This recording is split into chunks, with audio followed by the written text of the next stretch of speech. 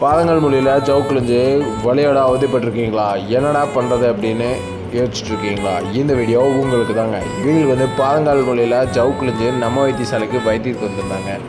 Already வந்ததில் நம்ம அவங்களுக்கு கட்டு போட்டு 2 கட்டு எண்ணெய் கட்டு போட்டு இப்போ 3வது கட்டு முட்டை கட்டு போட்டிருக்கோம். இதில் இவங்களுக்கு வலியெல்லாம் ஃபுல்லாக ரெடி ஆகிடுச்சு.